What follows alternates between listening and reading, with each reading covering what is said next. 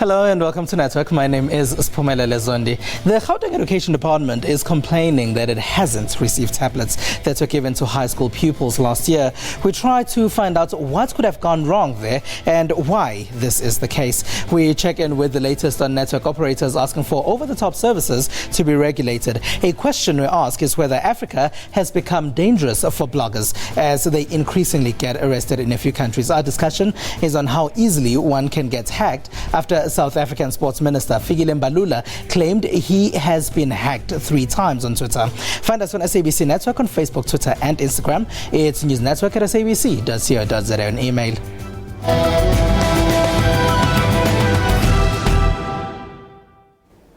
Independent Communications Authority of South Africa says it will wait and see what the cabinet will decide about the bid to regulate over-the-top services. OTT services are services that are carried over the internet.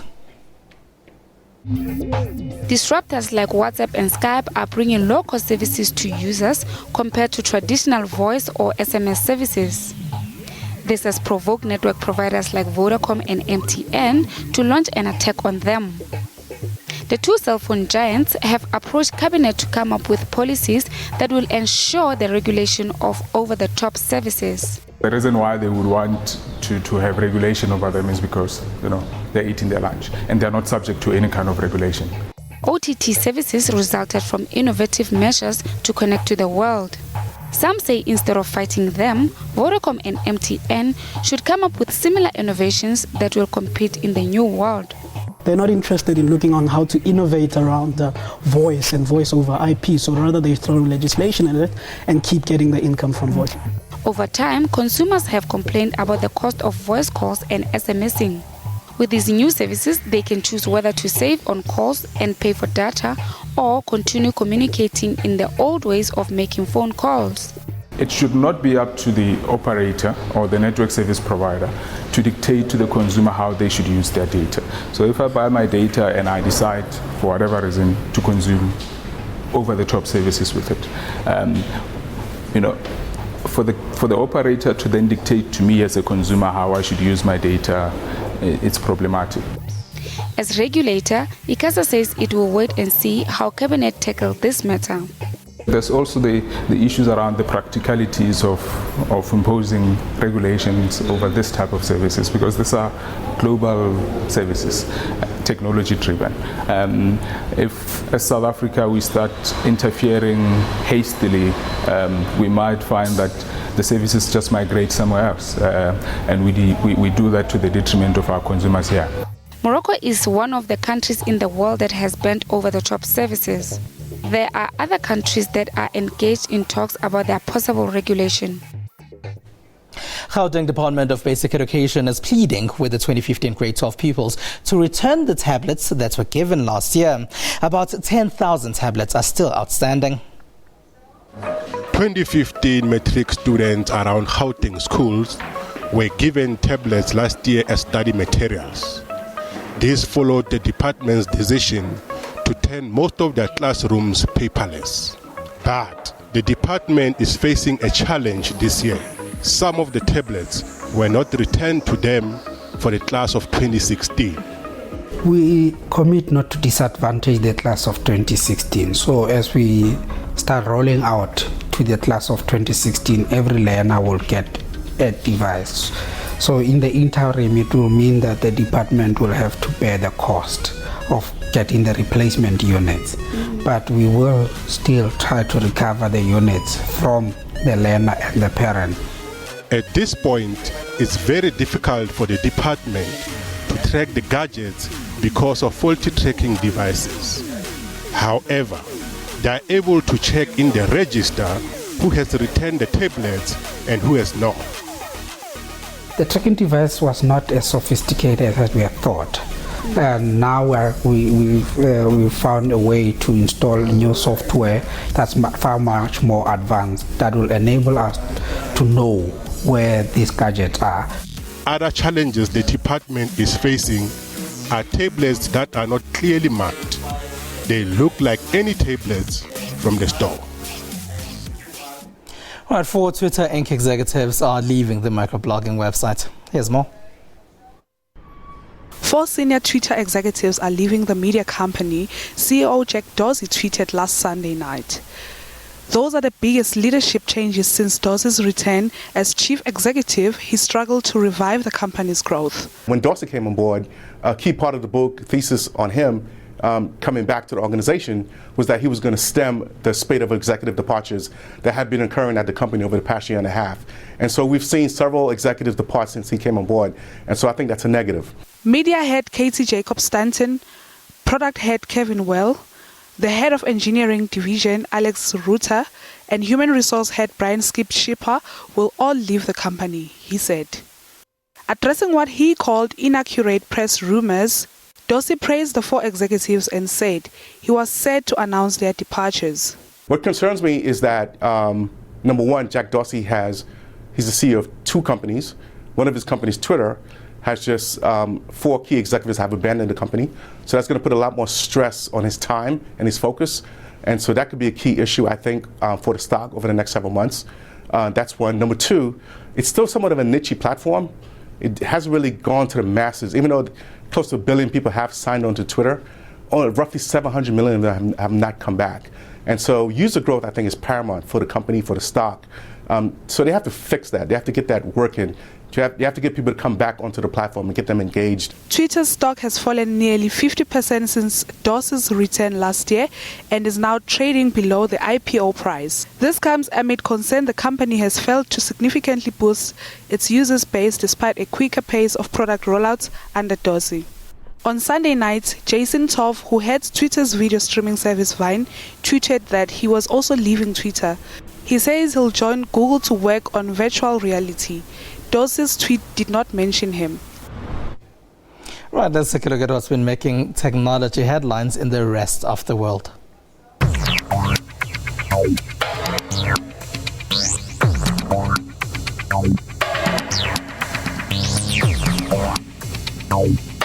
This is what's been happening in the rest of the tech world.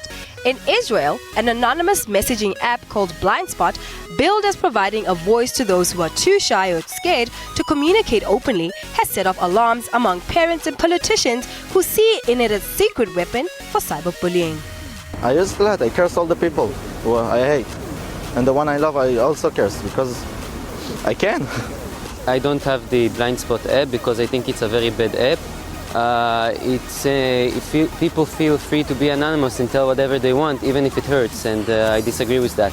Blindspot has become Israel's most downloaded social networking app in the last month, according to market research from App Annie.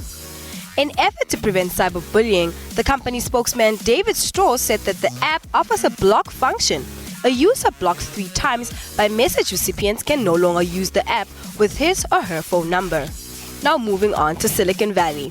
Apple Inc. forecast its first revenue drop in 13 years and reported the slowest ever increase in iPhone shipments on January 26 as the critical Chinese market showed signs of weakening, suggesting the technology company's period of exponential growth may be ending. It's unclear what's causing this, we'll call it a slowdown in growth for the iPhone sales. Some people believe it is saturation, that as many people who would buy iPhones have bought them. But analysts also noted that it is not all doom and gloom for the giant smartphone maker.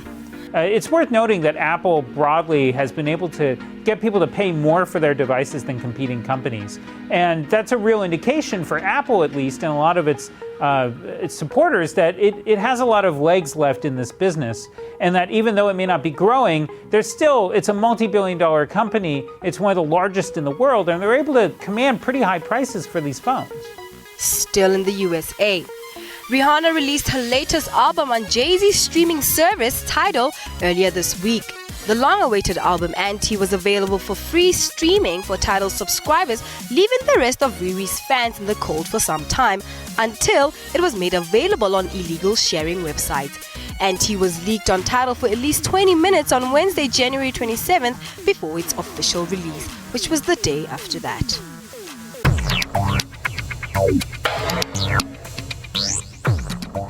It is SABC Network on Facebook, Twitter, and Instagram. News Network at sabc.co.za on email. After the break, we're going to talk about how easy it is one can get hacked, how easy it is to get hacked, rather. Andile Masuku is in studio for that. Stay with us.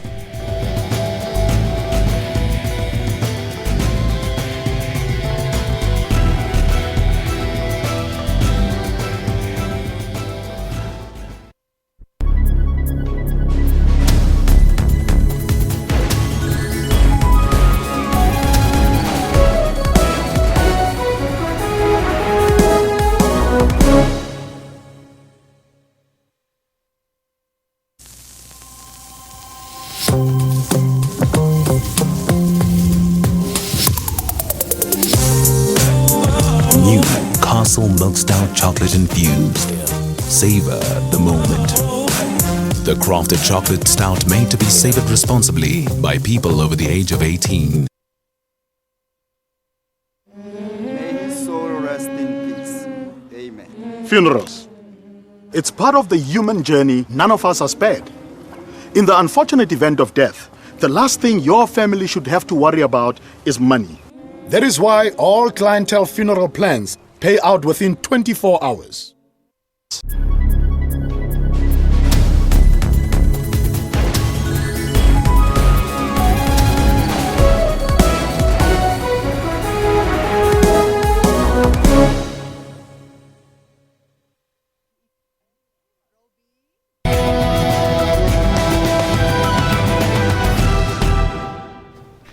All right, thank you very much for being a part of our network tonight. Now, on Thursday night and the early hours of Friday morning, South Africa Sports Minister Fikile Mbalula trended for a photo of an almost naked woman that appeared on his Twitter page. The minister, through his Twitter account, then claimed his account had been hacked. His response on the account that was supposed to be hacked came just minutes after the photo appeared. Here's what happened. This was the tweet by Sports Minister Fikile Mbalula that got everyone talking late Thursday night and early Friday morning. It's a photo of an almost naked woman we've identified as the user of the account Mahida Nigeria on Twitter. She posts many such photos on her social media pages. As people were tweeting their shock and coming up with different theories of what must have happened, then a tweet from the minister's account claimed that he had been hacked. It was followed by a similar tweet from his spokesperson, Esethu Hasane. It must have taken just minutes for Mbalula and Hasane to sort out the hack. They then said passwords had now been changed. Some that got in touch with us said they too had been hacked in the past. A few, like this viewer, said they never received their social media accounts after being hacked. To look at the issue of hacking and how it can happen, we're now joined by Andile Masuku. Hello, and thank you for being part of our network, Andile. Thank you very much for having me. Andile, is there a possibility that the minister was not hacked? There is every possibility that he was hacked. However, the probability that he was is still, the jury is still out on that. All right, so how easy can one get hacked?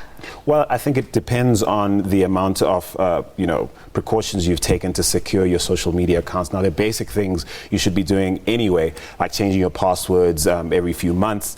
Some very conservative views are such that you should be, especially if you're a high-profile individual, you should be changing your passwords at least once every 3 months. It also depends how tight and well-regulated the team that monitors and indeed tweets on your behalf, as many believe the minister has a team of such, are regulated in order to protect your security. Mm-hmm. If you're talking about the protection of security, he says he's been hacked 3 times. Can't be that secure, is it? Well, it can't be. Look, as someone who's represented a number of different clients on social media, managed their accounts, I know that it's quite possible to have various different accounts listed as part of your profile within Twitter, and how easy it is for you to slip up, tweet something as a client thinking you're tweeting as yourself. Mistakes can be made. However, depending how big that team is and how loosely regulated, it is absolutely possible that a member of your team be caught slipping up.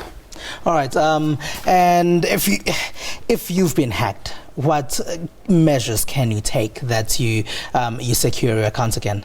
Well, in the case of Twitter itself gives you guidelines as to what to do when you've been hacked. The first thing is pretty obvious, is change your password, which is something you should be doing on a regular basis anyway. The next thing you do is basically check the integrity of the email account that are linked to your social media accounts.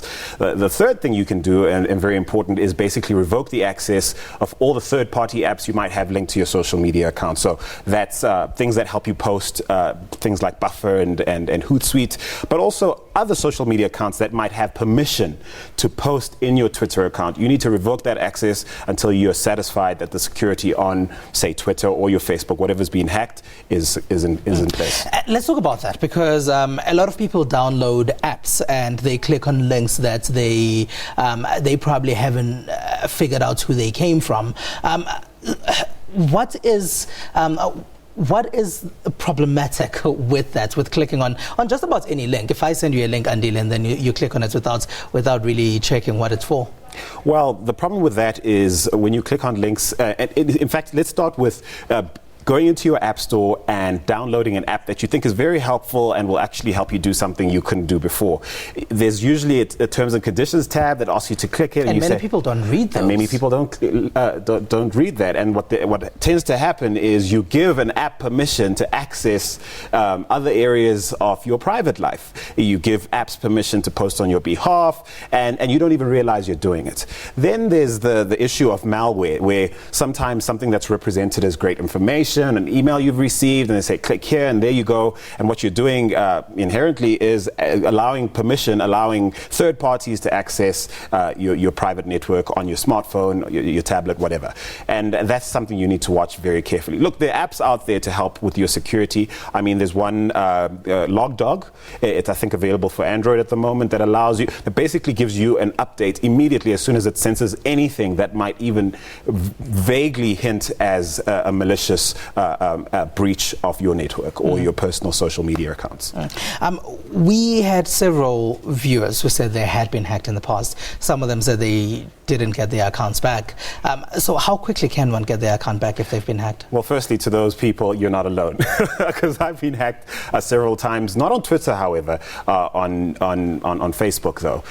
In the case of a celebrity like the Honourable Minister, you can actually get the issue rectified very quickly. He has a verified account, which means Twitter has verified that he is a person of note, and an extra special attention is given to brands, businesses, and celebrities who have that status. So very quickly, even for the integrity of Twitter itself, they'd be looking to nip that in the bud. For the rest of us normal individuals out there with unverified accounts, well, the one thing I would recommend everyone doing is getting dual verification.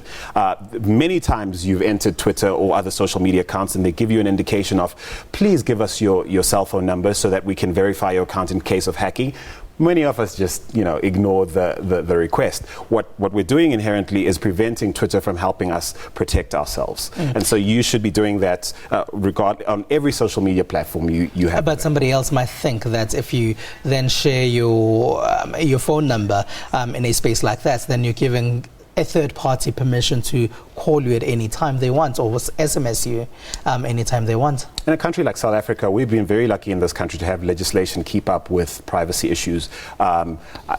Believe you me, it'd be very bad press for a company like Twitter, Facebook, Snapchat, like that, be caught out giving out your information to third parties. I can't vouch for the fact that they don't, but certainly when it comes to the security of your personal social account, especially if you're a high-profile individual, you definitely want to take that option. Andile Masuku, thank you very much for joining us. It's an absolute pleasure. All right. Now, this week, we caught up with Overthetop, who is a generations actor. He told us what his favorite piece of technology is. Kinali lunch meeting, Lee Megan. Mom? Wow, walkabout travels. Unali impressed guy. I meant it, Sidi. You're done. My name is Overthetop. I'm on Generations, and I play Gaddafi. Favorite piece of technology, believe it or not, is my egg boiler. It's basically very simple. It's like a pen, and it's got stations for eggs, like a plastic sort of holder, and it kind of uses less water. So I mean, you only need about like a 50 mil, I think, and then you're good to go. You can boil about 8 eggs at a go. But a stranger, someone you can't trust running your business? I can't trust you either, can I? You've been bleeding clients and money ever since you started. Kedumel, get the mistake. But I've done well in some areas. Lebala Tidi.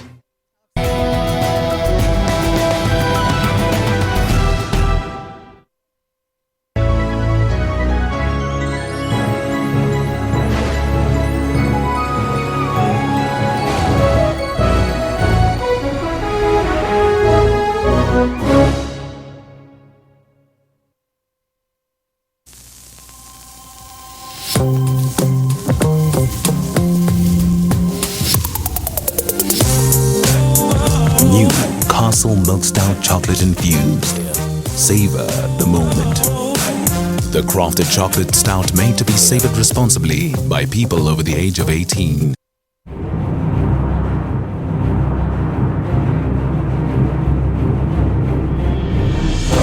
Preparing for victory requires intense effort and teamwork. When you get to it, there is no turning back. Because all eyes are on you. When it's action time, nothing should stand in your way. Sports Live tackles and analyzes all the sport action. This is the home of all your sport news, updates, and more. Sports Live weekdays at 8:30 p.m.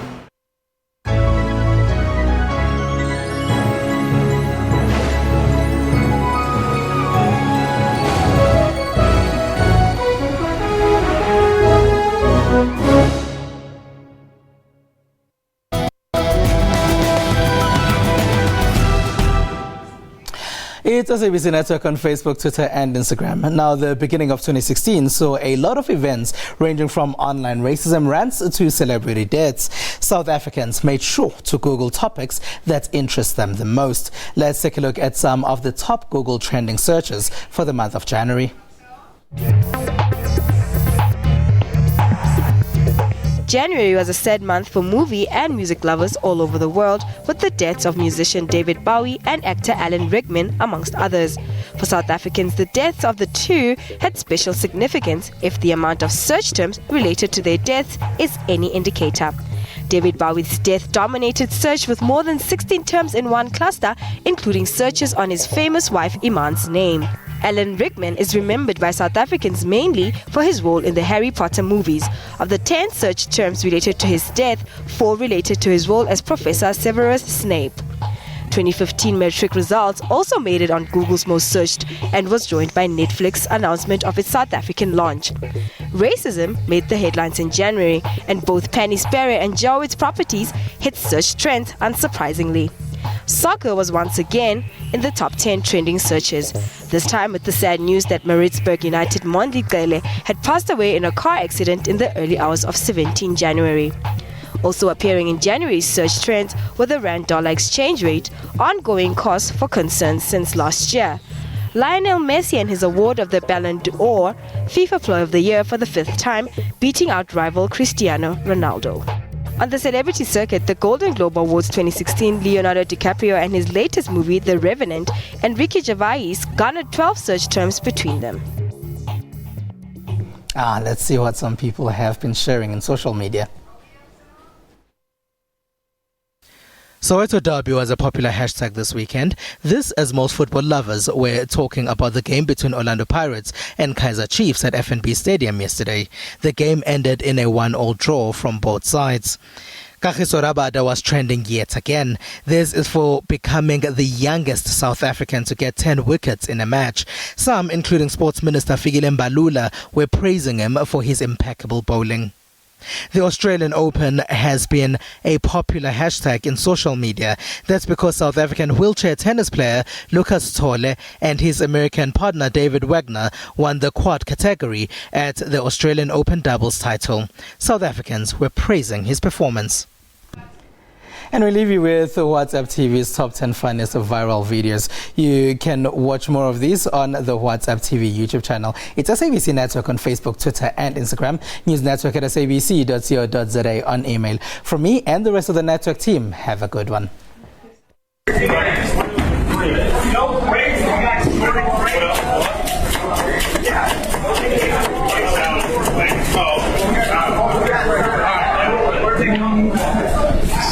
Mariano como